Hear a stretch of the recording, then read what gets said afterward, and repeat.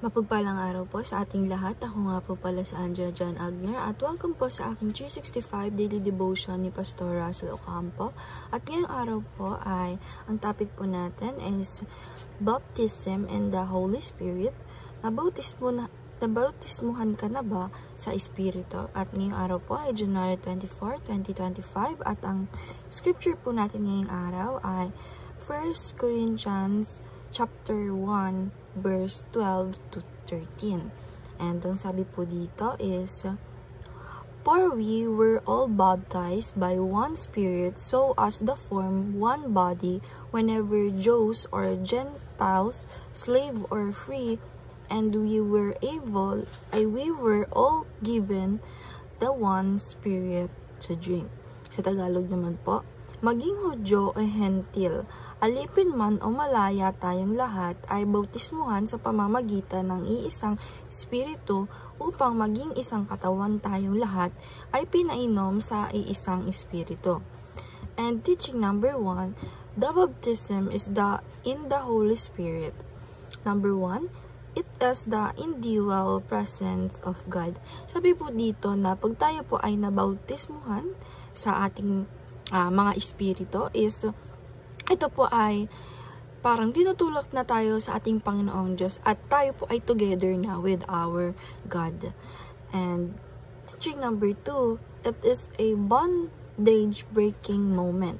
Sabi naman po dito na pag tayo po ay nabautismuhan sa ating mga espiritu is ito po ay nasa atin na po ang ating Panginoon, nasa atin na po ang presence ng ating Panginoon. At ito na rin po yung time o yung moment na tayo po ay kakalas na sa pagkakatalis natin sa mga kasalanan natin dahil nga po nabautismuhan na tayo sa Espiritu at meron na po tayong Kristo Jesus sa buhay natin. And teaching number 3, it is the Spirit enabled to live the life of Christ. Sabi naman po dito na yung Espiritu po, pag tayo po ay nabautismuhan, yung Espiritu po natin is, ito po ay nag-guide po sa atin para po tayo ay mabuhay and enabled to live with the life of our Christ. And application number 1, ask God to break the bondage of sin in your life.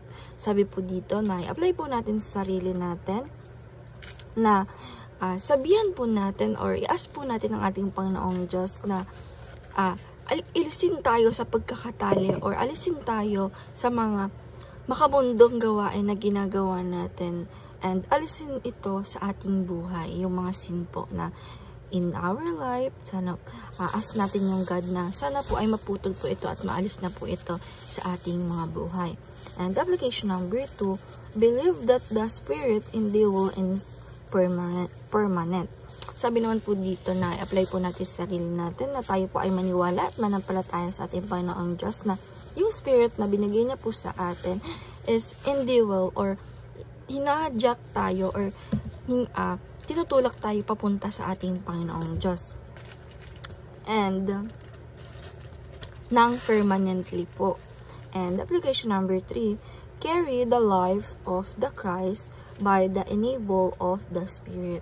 Sabi naman po dito na i-apply po natin sa sarili natin na buhatin po natin, kunin po natin yung buhay na may Kristo Jesus sa ating buhay